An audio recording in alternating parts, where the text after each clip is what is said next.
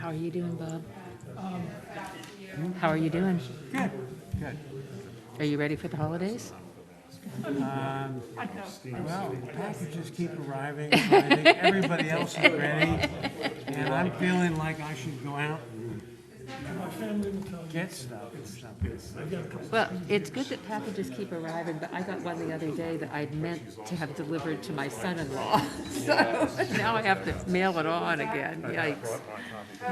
You're running out of time on that. Yeah, it's not going to get there in time. There's no way. We have a couple of appointments to make at the beginning. Thank you. It's pretty straightforward when I get to the meat of the matter.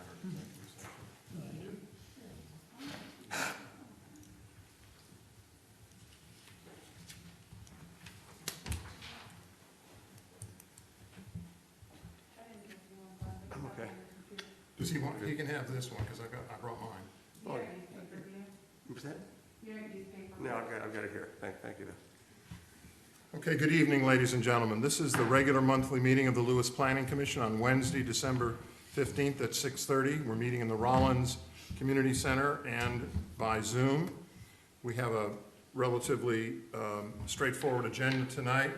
First, I want to offer a seasonal greeting to all my fellow commissioners, to the staff, and to everyone who's joined us on Zoom or in person. May this holiday season bring joy, love, and happiness to you and your loved ones, and may the new year be one of good health and much happiness. Tonight, I'd like to welcome our newest commissioner, Rich Innes, who has joined us without a name tag, but he's here in full force. Nancy and I can vouch for him. That's who he is. And Bob Heffernan and I had a little discussion about this earlier, so he can't give it away. But there is a trivia point about Rich that if you're interested, you should pursue, and that is he's a fan of a particular 70s TV show. Oh. And he used that in an email back to me, a reference, an embodied, impregnated reference to that in an email and a text back to me. So if you can guess it, maybe he'll buy you a drink, I don't know. We have no unfinished business except for one, which is we neglected to put on the agenda the election of a secretary to succeed our former colleague Sumner Crosby, who's with us tonight. So in the interim, I'm going to, without objection, make an appointment of Bob Heffernan as interim secretary until the January meeting when we will have an election of the officer's position of secretary. So unless there is objection, I wish to move forward on that. We also have the appointment of 3 members to the Joint Site Development Ad Hoc Review Committee. That's almost longer than any other committee in the city. 3 members of the commission have expressed interest, one who's not with us at the moment, Joe Hockner, Bob Heffernan, and Tom Jensen. Without objection, the chair moves that those 3 be appointed to the next round of the Joint Site Development Ad Hoc Review Committee. Next on the agenda is the discussion of the scope of the 5-year review of the comprehensive plan. Of course, everyone remembers that we had a meeting with the mayor and city council in this room to talk about the comprehensive plan and its review. Now is the time. I assume, Anne Marie, you're going to lead us through this since Janella's not here, even though it's her memo. Yep. Thank you. So based on the discussion that we had at the meeting at the end of November, what we recommended to mayor and city council is that the 5-year review of the comprehensive plan be done as an addendum to the comprehensive plan that would summarize development trends in the last 5 years, some of the demographic changes, and some of the housing changes that have occurred, especially and including those that relate to what we're seeing with COVID, more people relocating. So let's see, there were a number of areas that were brought up at that workshop on the 30th, and some policies to reevaluate. So we would want the addendum to specifically review policies and recommendations and modify those that are identified as needing adjustments. In particular, those areas would include annexation, utilities, environmental protection, housing, and historic and cultural resources. So the process would include having one public workshop at the beginning of the process to gain feedback on the policy areas with the specific focus on those stated. Based on that, we would have meetings with the Planning Commission to review the public input and develop the addendum. And there would be a public hearing before the Planning Commission, after which you would submit your version to Mayor and City Council, and then we would have to submit to the plus process, and we would need a public hearing before Mayor and Council, and then approve no later than October 22nd. So a lot of moving parts. October seems like a long way away, but when you add the public process in and both Planning Commission and Council, it's going to go quickly. So what Mayor and Council had said was to move forward with what we're doing is we're going to put this in the format of a request for proposal, but because it's a small scope, we're going to submit it to specific planning firms and request the proposals. It doesn't need to be advertised in a paper or anything. Any questions from the commission? Khalil, Yes. did you want to add anything to what the council sent forward, resolved after our meeting? No, everything seems straightforward to me. All right. Any commissioner have any? Please, Nancy. I had a question more of, it's a clarification. When it says the second bullet point, based on this input, meetings with the Lewes Planning Commission will be held, is that envisioning joint meetings of the MCC and the Planning Commission, or we're just saying the Planning Commission would be meeting to? So really the comprehensive, the Planning Commission's role is to draft the comprehensive plan. So, I mean, I'm confident that council will be watching the process and have some level of involvement. But really those meetings are for the commission. You may decide at some point during that you want to bring council in, but I didn't think we should structure it that strictly so that you have some flexibility in the process. Yeah. I more just wanted to make sure I understood the process. But there will be a consultant who will be guiding both the mayor and city council and the planning commission through this process. Yes. I want to point out that I think the subdivision subcommittee has done admirable work on addressing in narrative form some of the issues that are lacking in the comprehensive plan. And I think one of the things that we should strive to achieve in the addendum is more fleshing out of those issues in the fashion that Nancy, your team did to great success. And that includes, when we get the consultant, talking about the core values and how we might flesh those out to make more information and knowledge available to a wider audience, and not just the 5 or 6 cliches that are there that are really not embodied with a lot of information and have been subject to much discussion in all of our proceedings. And we need to make sure that we advance the core values, and maybe we can do it in a fashion like your subcommittee. So I look forward to that.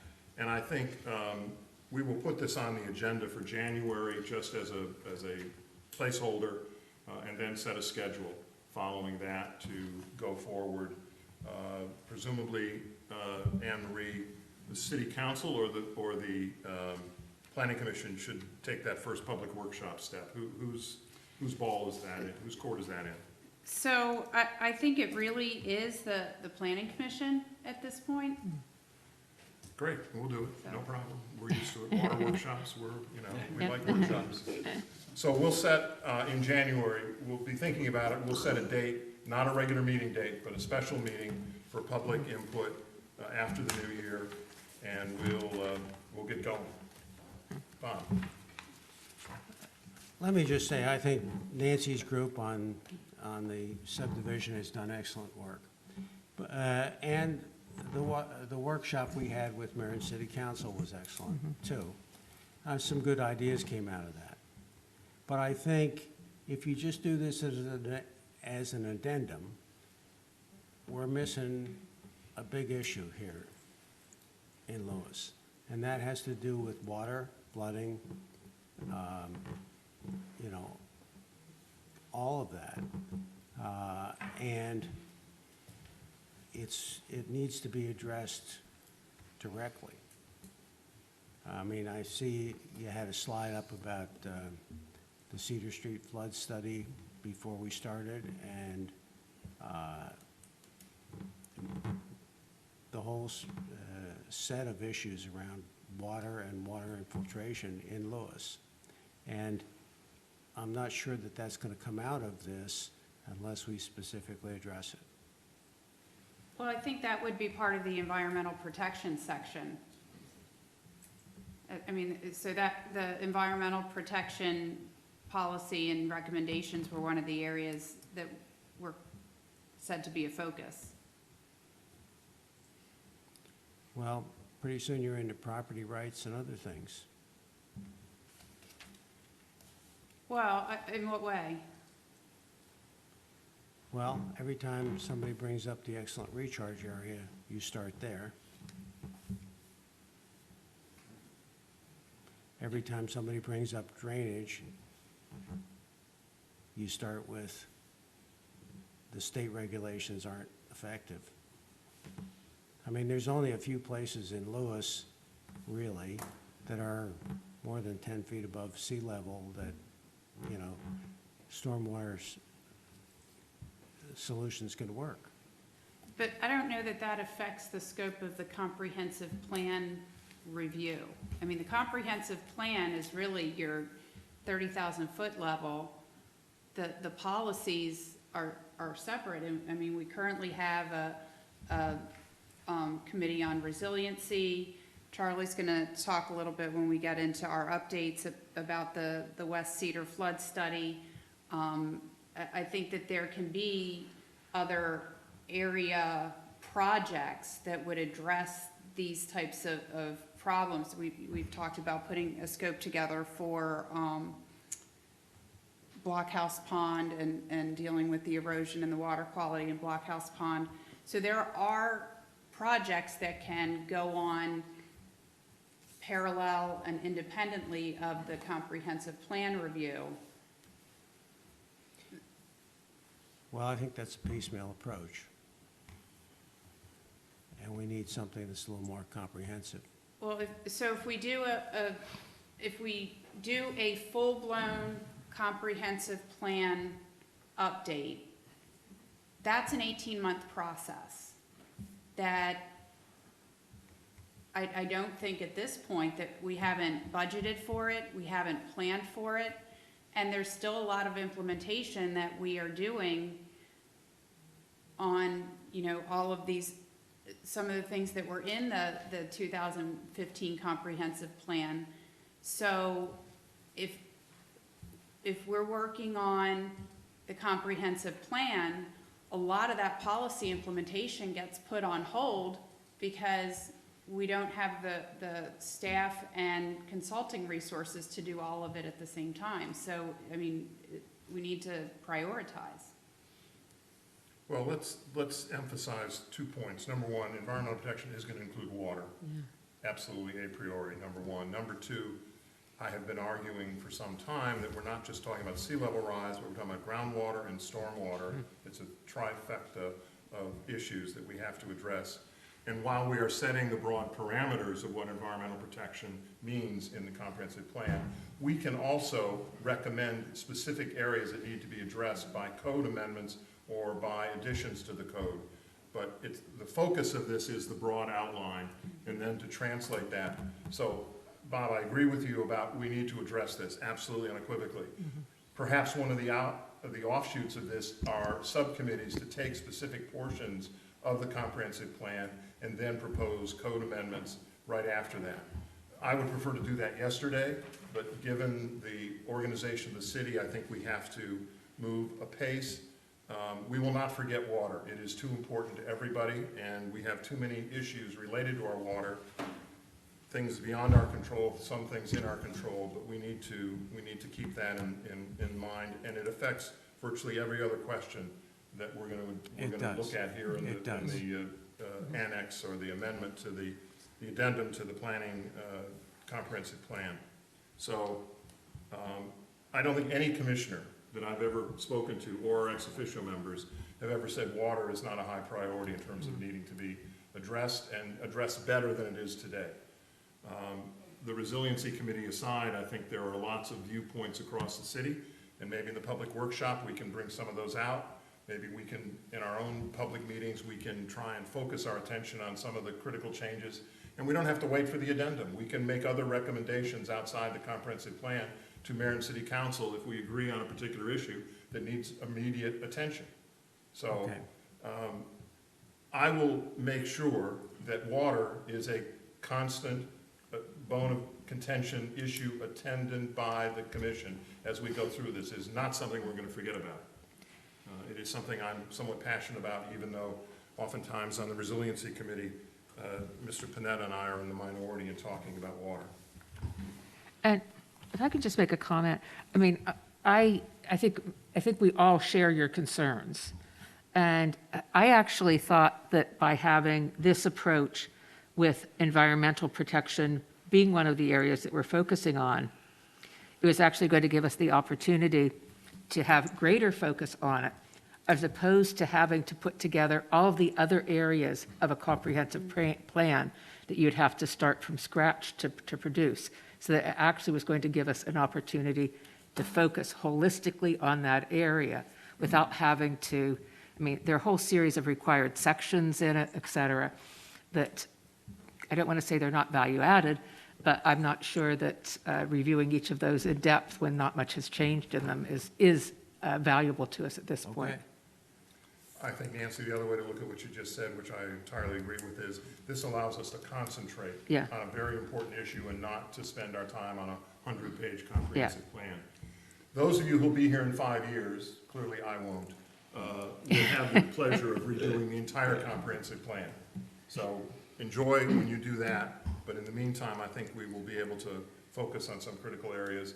And I agree, Nancy, environmental protection is a broad enough umbrella under which a lot of things can be addressed and shaped differently. So, other comments? Yeah, I just like to, I really agree with Bob's comment. I don't think that the whole comprehensive plan, as Drew said, needs to be redone.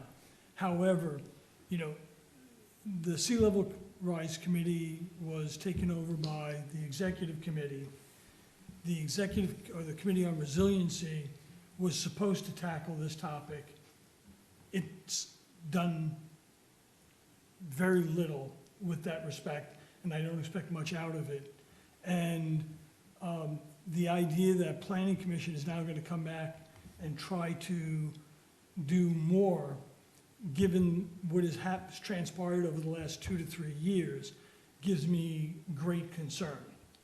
So I agree with Bob's frustrations, but I'm really not sure what the next step should be at this point. And I think the community should have grave concerns.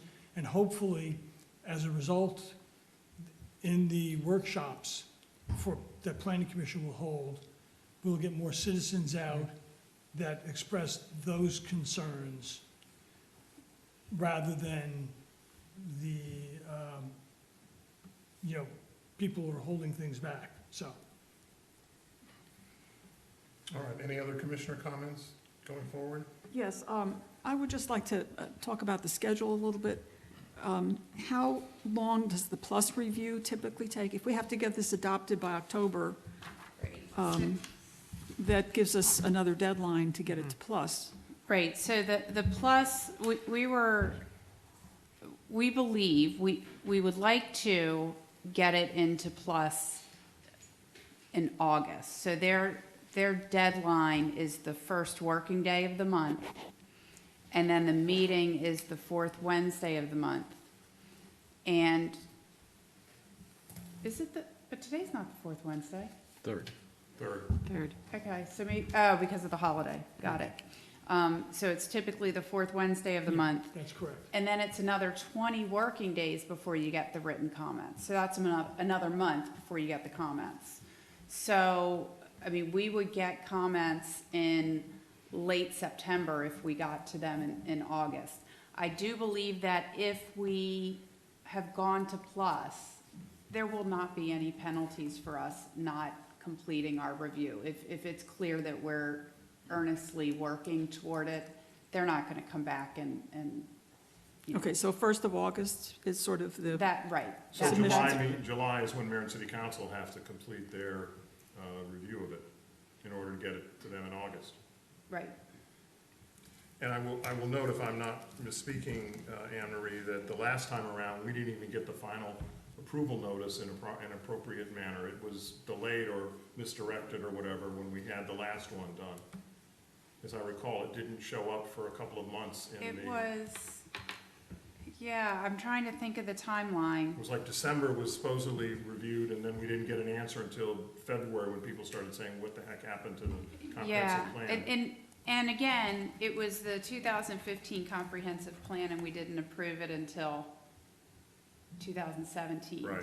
Late 2017. So it had gone to the state, and there was a lot of back and forth with the state, particularly on the issue of housing and affordable housing that delayed getting the plan completed and certified. Well, the only person they would come after is our secretary who transmits it, so, you know. All right, any other comments? Yeah, just a follow-up question to that. So the holdup with housing, can you tell us, just so that we can avoid, did they want more done about affordable housing, or? They did, and again, this is a review, so the standard is much different. And ultimately, we put language in the comprehensive plan that honestly was not, it left it open that we would work with developers and providers. It kind of almost set us up to work with Preston Shell on Dutchman Harvest, just the way we ended up addressing it. You know, I think we all acknowledge, though, that it is a regional issue, and, you know, Little Lewes is not going to solve the regional issue of housing affordability in coastal Sussex. I just a general comment is, with truly pressing issues going on in the city, I sat at a meeting with mayor council and many of us at the first review meeting, which I thought was great, and I didn't hear that people weren't on the same page. Right. And it just seems to me that rather than spinning our wheels on too much bureaucracy, let's get this done and just get it in. Because I didn't hear disagreement. We all want the same things. And I think that there was a general acknowledgement that in some of the really important areas, we were pretty weak. I mean, the main recommendation in the Historic and Cultural Resources section of the first town in the first state was consolidate committees. And Yeah. I think that there was a kind of general agreement that I think we want to do a little more than that. So I don't think this is going to be a horrendous or difficult task. I think it's manageable. We just need to get it started because. Let's note for the record, at 1853, we're going to repeat Anne Marie's words in about 6 months. Have we gotten our box checked on affordable housing? I mean, so we ended up meeting the requirements for the state to certify the plan by saying that we would be open to working with developers and nonprofit housing providers if And then we the have. city did this, with out Dutchman's here. Harvest. I mean, yes, I think it helps. I don't think that the state's ever gonna say, okay, you're done, you can go home. I think the state's always gonna be looking for all of us to do more. And is it possible to address it by setting up some sort of collaborative group with the county? Because that's where the answer lays. Right. There's no affordable land in Lewes. Exactly. But I think the big thing is that it's not going to be a big issue for the review.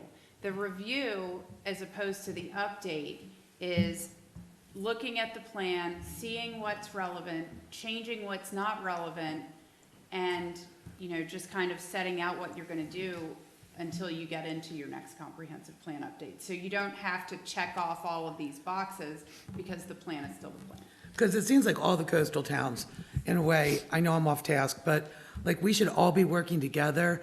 There's no affordable land in anything that's near the water. So why not and get involved in something that's a fun, that maybe we're all contributing to a housing project that's west of 113, you know, but still people could we're the ones who need the employees to come here, yet we have no place for them to live. And I drove out to Georgetown today and just saw what little affordable housing was there, where I remember many families living in these small homes being torn down and sold for commercial development. So like, we gotta work together, or this isn't gonna happen. And off that rant, but What's the first step, Anne Marie, in 2022 as we get on the new year? So I think the first, first getting a consultant on board. So I'm going to, I'm leaving on Friday for vacation. Janelle's coming back over the weekend, so I'm going to leave for her to turn this into, you know, a little bit more concrete request for proposals that we'll send out to 3 consultants and see what we get in. Tom, which is why I said we put it on the January agenda to get a status report and then work on a calendar Yeah. to get us moving ahead once we have more defined, hopefully, assistance, and we've all had a chance to think about this a little bit more, but Good, thank you. we're not going to be, if anybody's misunderstood what we were saying, we're not going to delay, but we're also not going to skip over this. It's a serious undertaking, and we're going to all have to wear our best efforts to make sure this is significantly improved, and the addendum carries forward updates from where it was before. So I, again, encourage everybody, if you haven't done it, it's good bedtime reading. You'll probably go to sleep during the history of Lewes, but take a look at the comprehensive plan again and begin to outline yourself questions in terms of the subject areas we're talking about here: annexation, utilities, environmental protection, housing, and historic and cultural resources. And let's be ready to roll in January. We do not have, at the moment, Anne Marie, unless you correct me, any anticipated applications for January. Is that correct? That is correct. That is correct. So we should have time to have a good discussion and to begin to get the ball rolling, Tom, in January, and outline where we're going. All right, I'm going to move us along because we won't be able to resolve this tonight, but we will have many more discussions about this. I'm going to move to subcommittee reports, annexation first. Yes, I made a presentation to the mayor and city council about where we stood on the annexation update, and they were very supportive, and so we're moving forward. The one outstanding issue seemed to be how do we maintain flexibility in design, and we think we've come up with a solution to that.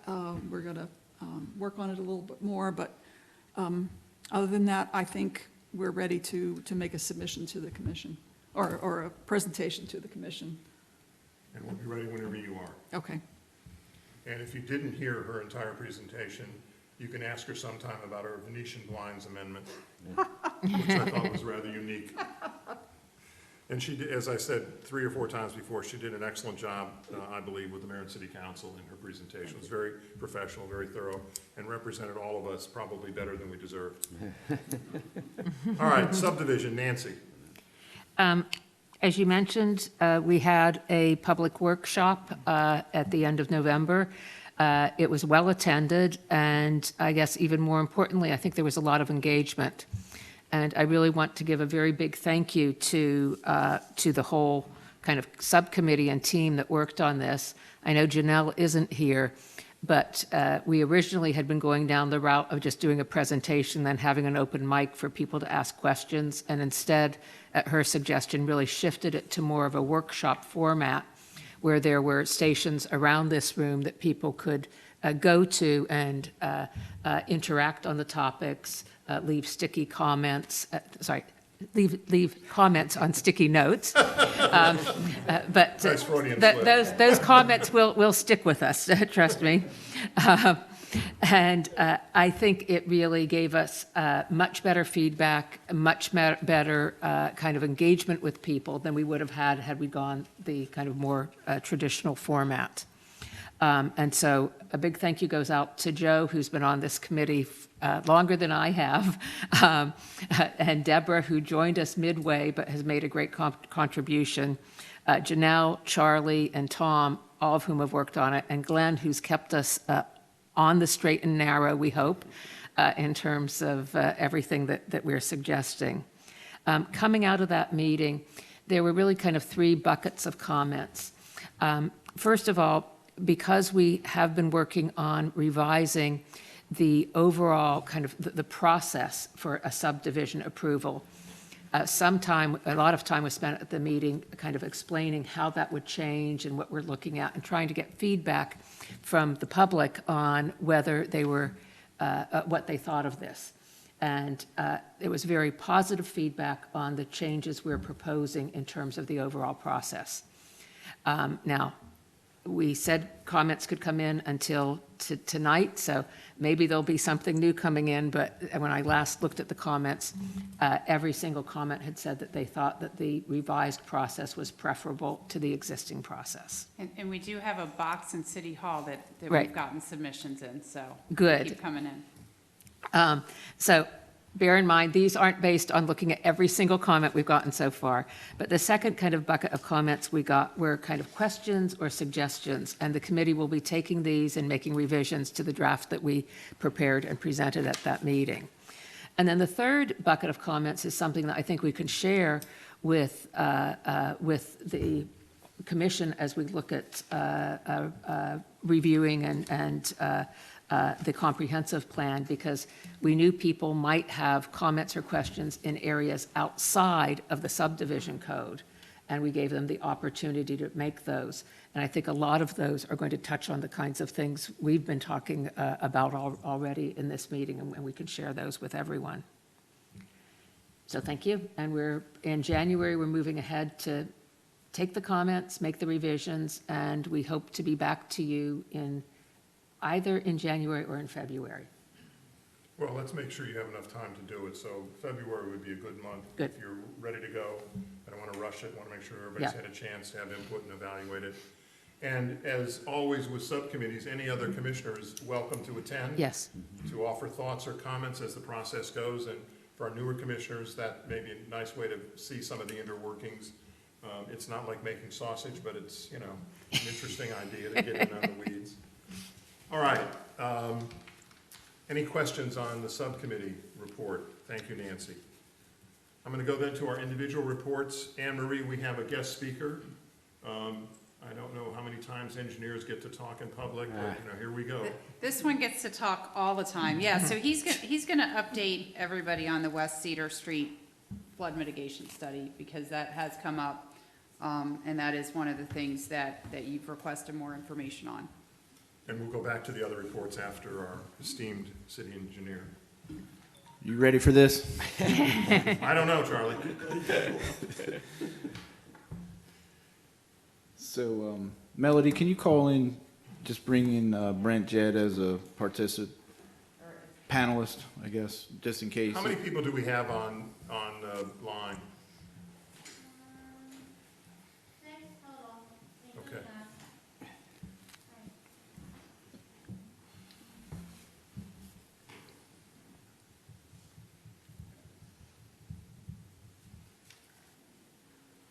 Have you seen this before? No.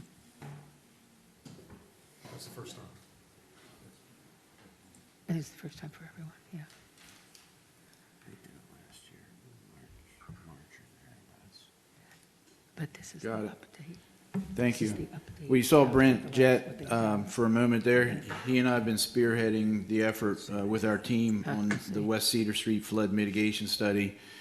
This project came about as a result of a vulnerability assessment that was completed in 2016 that identified 4 or 5 different areas around the town that were vulnerable, which I'm sort of happy to say that at least 2 of them are being addressed, at least in either the study or design stage.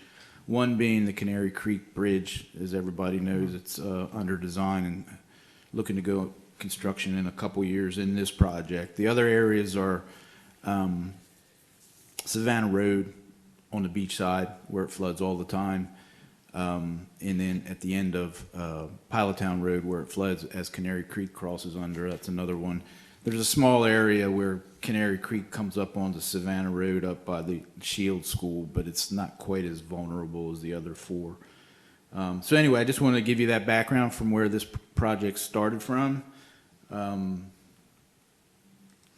So what I want to kind of go over pretty quickly tonight is just a refresher on what our goals were and just go over some of the flood events. And I'll go through all this, so I don't really need to go through it right now. So just, Jonah, if you can, Julian, I'm sorry. Next slide. And next slide. So just a refresher on, some of the, we have done a lot of modeling on various storm events through the years that Lewes has experienced. This one was Winter Storm Jonas in 2016. It's actually the highest level on record. And the area of the study obviously is West Cedar Avenue, and the big orange area to the top left-hand part of the screen there is the inlet. So you can get your bearings, and you can see the yacht club right beside that big orange area. So you get your bearings. What happened here? I think everybody's aware of this, but there was an old corrugated metal pipe that sort of released water into the Cedar Avenue backyard area, and then I want to say nearly 40 years ago now, that pipe deteriorated, and it was through a berm. And when it deteriorated, the berm also began to deteriorate. So if you go out there now, if anybody ever wants to go out there with me, let me know. There's a big hole. So when we have a tidal surge in through the inlet, it comes up into the canal, and it makes its way through that big hole, and it floods out the backyards and Cedar Avenue. This is Winter Storm Jonas. It was obviously a surge event, but you can see the effect of it almost reaching Bay Avenue. Another one that's a little bit more recent, next slide, Julian, is Zeta, which was last October, 2020. Not quite as drastic as Jonas, but you can see it did have an effect. It was also combined with a significant rain event, so we had issues on Cedar Avenue. And you can see some of the pictures from Zeta of just how bad it gets. And this is a fairly regular event when we have these tidal surges out into the canal through the inlet. We get this flooding at the north end, the west end of Cedar Avenue. And hence, that's why we're trying to address it. So, just to give you some background, this is just a picture of the Delaware Bay as it enters out into the ocean. And it's the fetch across from Lewes to Cape May is 14 miles. So when northeast winds start working their way, they got plenty of room to collect through that fetch and in the Delaware Bay. And what happens is those northeast winds come from basically the New Jersey side and drive the tide in through the inlet. And where Lewes experiences so much of its flooding is when that happens through the inlet in what can be called back bay flooding. The canal rises. We get this flooding at the north end of or the west end of Cedar Avenue, but also it causes flooding on Pilottown Road, like I talked about before, and it can create issues all the way back, into the University of Delaware and up Canary Creek, because Canary Creek is connected to the canal there. So that's one of the that's the main reason why we experience that kind of flooding, and it's just been happening for a really long time now. We'll just keep going. So there is a relationship here between rainfall and tide and the marsh and the topography. Everybody knows that there's just not much relief in terms of grades on the beach side. When we have normal tides, generally there's sufficient head or grade to get the rainwater off the road, off people's properties, and to the marsh. But anytime we have any kind of surge tide and that rain has to try to beat that head from the surge tide, there's just not enough grade to make that happen. And then so anytime we have a surge tide combined with a significant rain event, it's doubly worse. So there is a relationship between the flat topography The Marsh is the depository for all our stormwater on that end of Cedar Avenue, and the relationship between the high tides and rainfall events. Next slide, Julian. Thank you. So I just wanted to give you some information that I think you should be aware of. The National Weather Service flood notice thresholds for Lewes, and these are based on a datum of NAVD 88, which is the datum that we use on our projects. The mean high water, the mean of the highest of the two high tides each day over a period of time is 2.02 in Lewes. So the National Weather Service calls it a minor flood if that elevation at the tide gauge reaches 3.37, which is basically 1.35 feet above the normal mean high tide. And you can just read down this list. A major flood is 5.37, so it's 3.35 feet above a normal mean high tide event. Next slide. And then this is just a history of various events. Like I said, Jonas, 6.63 at the NOAA tide gauge in 2016. 6.59, the famous storm of 1962, which we used to have signs in Lewes that had that elevation. I think they just got worn out over time because they've probably been up. They were probably put in like 15 years ago or I something think like they're that. hanging a couple coastal cottages. They're an awfully good reminder for people. Some people didn't like them because they were like too close to their house, and stuff like that. But anyway, that was like the benchmark storm until Jonas hit in 2016 in terms of tidal surge elevations. Sandy, we got off relatively easy. What I noticed about Sandy was that it was the only time that I'm aware of that basements on the west end of Cedar Avenue, but on Bay Avenue, flooded. So there was groundwater issues happening as a result of Sandy. We just happened to be out there doing Bay Avenue at the time, and the Bay Avenue project was getting blamed for all this flooding in the basements, but it was actually right after Sandy, and that was what was causing the problems. So this is just a list. Zeta, the one that happened last year, is, it was certainly an event, but it wasn't as high as Jonas or some of the others. We actually had a tidal surge like 6 weeks ago.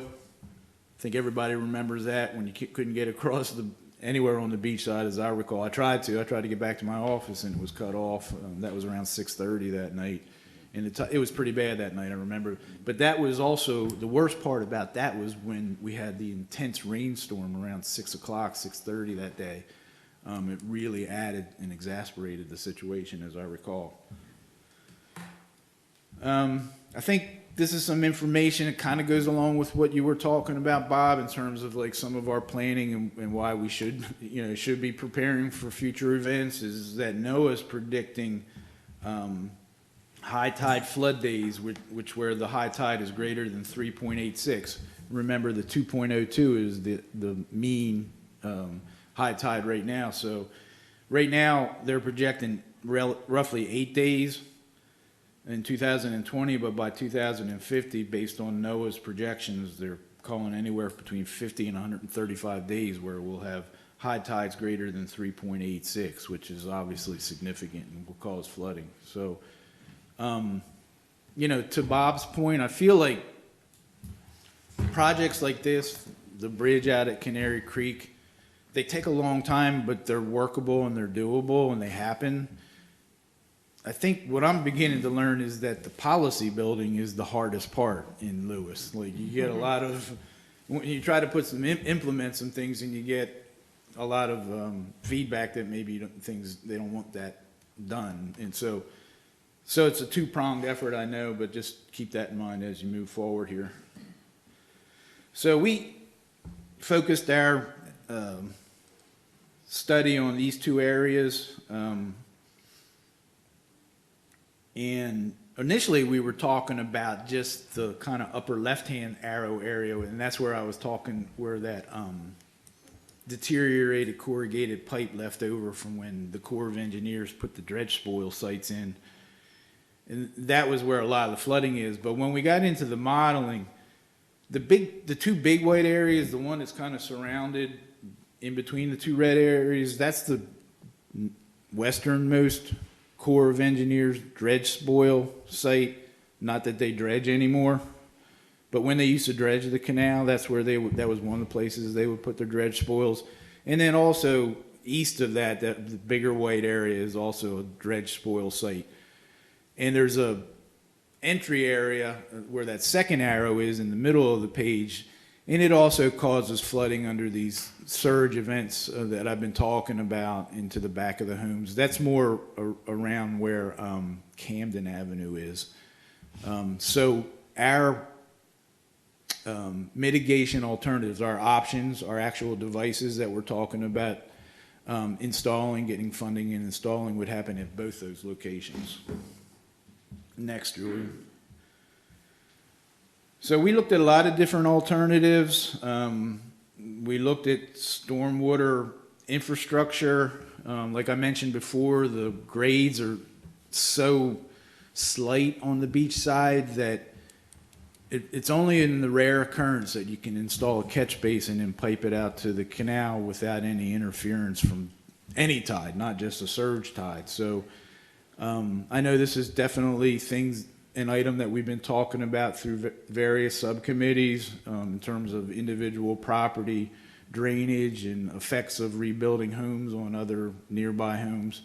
But I think that's how we're going to have to address stormwater on the beach side, is more of a localized green infrastructure approach. You're not going to put a series of catch basins with pipes out to the canal or the bay, because it's just not going to work with the low elevations and the higher tides that we observe. We looked into what we're calling a lock system on Roosevelt Inlet, such that if you ever look at the Netherlands, they have locks like that. It's just totally unbelievable engineering projects. We considered that, where if we anticipated a storm surge, we could close the door on it at the inlet, but it's obviously cost infeasible for Lewes. Plus, there's a lot of ecosystem effects when you do that. So I can get into all that, but I just want to let you know that we considered it and kind of shot it down. We also talked about putting a flood wall along those areas where those arrows were, just at the edge of the canal. But again, we don't necessarily want to block normal tides. We don't want to block normal tides from getting up into those marsh areas behind the homes on Cedar Avenue, because if you've ever been out there, they're really beautiful wetlands, and they really meet the definition of a healthy, thriving marsh wetland area. So we want to keep those alive. So we don't want to put up a wall right there that prevents all the tides from getting there. We want to allow normal tides to get in there, just not the surge tides when they occur. We looked at just repairing the berms. I'd love to take you all out there and show you how those berms, you can see them on maps though, aerial photos and things, and how they, like I said, the one is deteriorated. So we looked at like just repairing those, but again, that accomplishes the same thing as the wall, just preventing all tides from getting back up behind those berms to the healthy wetlands that have been created. I remember, 1999, I went for a Corps permit just to replace that corrugated metal pipe and rebuild that berm, and it was making its way through. You know, with the Corps, it's like climbing a mountain, right? So yeah, I climbed up about halfway, and then it got shot down, because by doing that, we were not going to keep those, even with a new pipe, it wasn't going to keep the wetlands that had been created in the meantime healthy. So, 20 years later, here we are, we're working on it again. So, just to wrap up a little bit, this is our recommended flood mitigation solution. It's a self-regulating tide gate valve. So what happens is when the surge comes in, these are self-regulating tide gate valves such that you can set them when that surge reaches a certain level, that tide gate valve will snap shut and not allow that surge tide to get beyond that berm and into the backyards of people on Cedar Avenue. Again, these would be at the 2 locations. We're looking at 3 tide gate valves per location, those 2 arrows from the previous slide. And then when the tide begins to recede, it'll open up. And by doing that, it allows normal tides to come in and out on a daily basis. It's only when we see a high tide, a surge tide, that it'll snap shut. We're also going to put sluice gates here as part of this apparatus, in that if the city anticipates a surge tide, they can actually just go out there and shut a sluice gate and not have to rely on the self-regulating tide gates, like a backup insurance policy for this. And then when the tide recedes in a day or 2 or 3, they can go out and open up the sluice gates and again let the normal tides resume coming in and coming out. We are going to raise the berms, so we looked at that. We've modeled that, but we can't raise them to like even 6 feet. If you remember, like Winter Storm Jonas was 6.4 or something like that. I can't raise them that high, because if we raise them that high and we have a surge like that, it's got to go someplace else. And where it's going to go is on private properties either side and flood them out. So there's only so high we can get. We're finalizing what that elevation is going to be. I guess the way we feel about that is that when those high tides like Jonas come in, they only last for an hour or 2 and then they begin to recede again. So it could overtop the berm, but it wouldn't cause the drastic amount of damage that we see right now. We're still working that out and finalizing it. Then finally, like I said, we got a few things to iron out technically. We're putting together what's known in FEMA language as benefit cost analysis. After growing up for 45 years, I always thought it was the cost benefit analysis, but in FEMA language, it's the benefit cost analysis. But more than just the phrase, it's a lot of work that they require, mostly by trying to quantify benefits from the project of reducing the damage to properties and streets and infrastructure. Sometimes it's hard to put a number on those benefits, but we're going through that process as part of this report, because when we finish this, we've been working with DEMA, the Delaware representative of FEMA, the whole time on this project. When we finish this, and if and when the city decides to move forward, and we apply, hopefully we're going to apply for funding through FEMA, they will require that exact benefit cost analysis the way that they want it. So we're doing it now to get ahead of the game on it. We're looking to complete the project and have the report to the city and the draft final report by mid-January.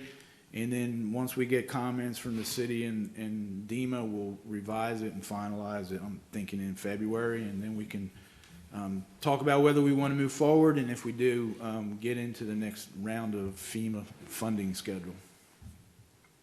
So that's where we stand. Thank you very much. Sure. Anne Marie, can you share that report with us? Yes, I haven't shared it with her yet. So. Well, I don't care about her, just send it to me. Once I do, I'll send it to her tomorrow morning and get it to you And I guys. don't know if Tom agrees with me, but Anne Marie, I think this would be invaluable to the Resiliency Committee. I think they need to see this sooner than later. And I think the chair owes the engineer an apology for his criticism before. I was only talking about you.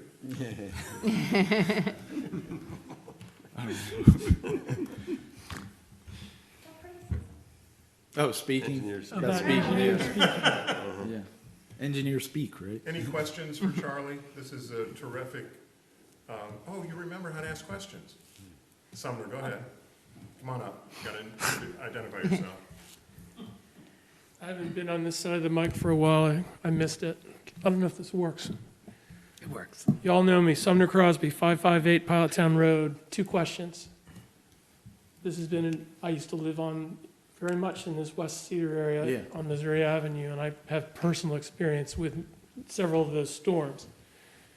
I actually wrote a memo that came out of the studies that we did with the Sea Level Rise Committee back in the end of January of this year that I submitted to the Planning Commission and to the City Council, basically saying there was a storm, I think it was February 1st. And it was, you know, if you go back to that slide that had the different tide, the different flooding levels, it actually predicted a tide level of one of those sort of minor moderate levels. And so I said, look, I tried to play off of the point that Charlie made about the flood frequencies. Today it might be 4 days, by 2020 it might be 8 days, and by 2050 it might be, what was the number, 80 to 150 50 to days? 135. Okay. Yeah. I cannot underscore the importance of that enough. The thing I want to say about that is that while those are, you have to think about a whole curve, and I'm happy to put more together to explain this, but when those numbers are shooting up, the maximum numbers, the kind of Winter Storm Jonas and 1962 storms, those are accordingly going even higher. So we need to keep those in mind. Those numbers are going to go up as well. The other point I want to make is on that February 1st storm, I encouraged all the city council members to go out and look around and see the future, anticipating this frequency of storms. You mentioned groundwater on Bay Avenue during Sandy. I'd suggest that groundwater is a bigger issue than just that one storm. We've heard several presentations from the Delaware Geological Survey over my tenure on the Planning Commission that suggest that this entire area will see increased groundwater elevations along with the rising seas. And to come to a point that Bob Heffernan made earlier, I think it's going to further complicate the intersection between storm surge, nuisance flooding, the sort of lower level stuff that isn't kind of a big deal, and precipitation events. It's going to further exacerbate the stormwater problem, particularly in this low-lying Lewes Beach area. So I guess I'll leave you with a couple things. And actually, there's one more thing. The point you made about fetch, I think we almost could develop a predictive model using NOAA data collected at the ferry dock, which is where the NOAA station is, that says when you get so many days, so many hours of northeast wind above a certain level, you're likely going to have this surge through Roosevelt Inlet. All of our data are collected, our water level data are collected at the tide gauge on the outside of Roosevelt Inlet. We really don't know what the numbers are on the inside of Roosevelt Inlet. You've got a whole storage thing going on with the Great Marsh. And I think it would behoove the city to explore something similar to what Bethany Beach has been doing with low-cost tide gauge monitors that we could install in a couple of locations around the city, maybe based on the number of places that you were mentioning were identified in that 2016 thing. And I'm happy to explain more if you aren't aware of the Bethany Beach stuff. Yeah. It's a very reasonably I mean, priced to thing. that point, I know the city's been working with DelDOT because they have a program for installing those.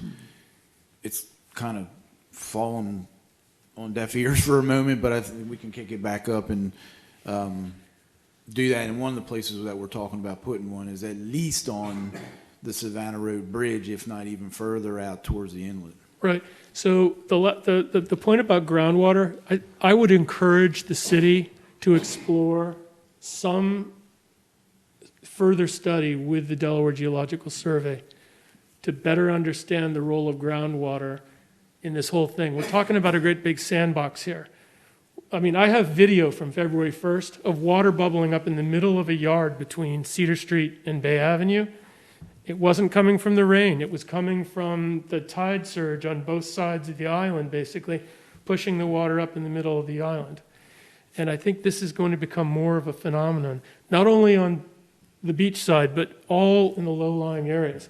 I expect it will start to pop up along the low-lying areas in New Road. It may very well be a factor in whatever development occurs out east of Route 1, just north of the city, you know, where the land is being reclassified by the county right now. Anyway, I think it's an excellent point, especially on the beach side, because the beach side relies on the sandy infiltrative soils for its drainage. So bingo. if the water level comes up underneath, then that obviously inhibits that performance. Right. Anyway, thank you. Thank you, Summer. Any other comments or questions? Charlie, I appreciate your sharing your Sure time thing. with us tonight and your update. I look forward to seeing that. And we'll hopefully, when you're ready, when you're able to get a final version to us, we'll be happy to see you again and hear where you come to a conclusion. Yeah, and when I do that, it won't be as many words. It will be more of the models showing you like how when a storm comes in over the 6-hour Makes it period. So it's a little bit more graphic, and it'll show you how it works without the flood mitigation device and with the flood mitigation. Terrific. I did actually have a question. I just wasn't quick enough jumping in. Regarding the self-regulating tide gate valves and the sluice gates, I guess my concern is the water's going to go somewhere. And if we stop it from going into the marsh and towards, you know, the low-lying areas on Cedar, what studies are going to be done to see where it is going to go? And in particular, the Canary Creek watershed, then I'm looking behind it, and I know this is out of our jurisdiction, but we somehow need to get real on this, is that all of that housing going up along New Road, and they're allowing basements. Yeah, so the area that we're talking about eliminating water getting up into, those healthy, thriving marsh wetlands, it's a relatively small area compared to the amount of water we're talking about coming from the Delaware Bay. So it's only going to raise the levels along Canary Creek infinitesimally. But it is a concern, and if you recall, I said something about that the berm can only be so high because directly adjacent, we don't want to push the water onto the private property. So we are addressing that as part of this study, that part of it. So then there shouldn't be any projected impact with the tide gate valves? No, and also, remember, it's not like they're going to be closed for a month. They're only going to be closed for a few hours most of the time when the surge tide comes in, then they'll open back up, and then maybe on the second cycle, they'll close again, and it might last a day or two or three, but that's it. Well, we'll look forward to seeing your graphics. All right, thank you. Thank you. Thank you very much. Anne Marie, did you have other things you want to share with us? Sure. I've got no fancy PowerPoint, just a sheet of loose leaf with some notes. But what I did is, if you recall, I think it was the October meeting, you all had requested kind of an update on things that had previously been before you and have moved along. So I've put together a list. Some of these things actually didn't come to you, but they're development related, so I'm gonna just kind of let you know. And then some, well, anything that hasn't been to you, I'll explain to you why I'm sharing it with you. First, development reviews. Fisher's Cove, I think we all know where that stands. Mayor and City Council upheld the denial of the preliminary consent. Lewes Waterfront Preserve, their plans are finalized, recorded, and they are moving dirt. They expect to start pulling permits in the spring. I'm thinking it'll probably be late spring by the time they're ready for that. Lands of Verdon came before you. They have their preliminary consent, and they still have to, they're still finishing up what they need to do for their final approval. Right. We've been getting emails from them recently, and I expect those that council approval phase submission any day now. So that'll come back to you under the current process. The lodge at Historic Lewes, I'm sure you've all noticed, is well under construction at this point. Dutchman's Harvest, I know that Janelle was reviewing a set of plans just before she left on vacation. I did have a conversation with Russ Huxtable last week, who is with Milford Housing, and I think they are going to now be the affordable housing partner that will deal with the affordable component of it. Lewes Brewing didn't come to you, but it went to the Joint Site Development Review Committee. They are in the permit phase, so their site plan's complete. They are in the permit phase and should be underway soon. Fancy Pants Holding is very close to having their site plan finalized and approved and pulling permits. I know that we just got GMB comments on behalf of the BPW either this week or late last week. I guess it was late last week. And that is, I think we still need the DelDOT entrance permit and the DelDOT utility permit. So there's a few outstanding issues, but that should go underway soon. The wetlands buffer ordinance was complete. You'll recall that council had sent it back to you, and the decision of the planning commission was let's wait till we implement it before we tinker with it anymore. The source water protection, after the public hearing in May, staff made some changes to the ordinance to try to address the public comments. A public hearing was held on December 6th, and council has not yet acted on the ordinance. The record will remain open until December 30th. There are still a number of concerns raised by the public, particularly about for the smaller lots requiring pervious pavement. So we will be looking at that and bringing some alternatives to council based on those comments. The floodplain fill, you'll recall that you all had forwarded an ordinance to mayor and city council. They deferred action on that until the resiliency committee is finished their work. Obviously, you are currently working with the annexation zones and the subdivision code. The wireless facilities ordinance is complete and adopted, and the BPW has their standards. Nothing has come in, so we haven't had to utilize it yet, so we haven't gotten to see how well it works. The amendments you all made to the R4 zone and allowing for lot averaging are complete. Again, some of the changes to the R4 zone were utilized as Dutchman's Harvest was coming forward. The issue of lot averaging has not yet come forward in an application, but I anticipate it probably will. And we did an amendment to the building height in the community facilities education zone that the school district needed for the middle school.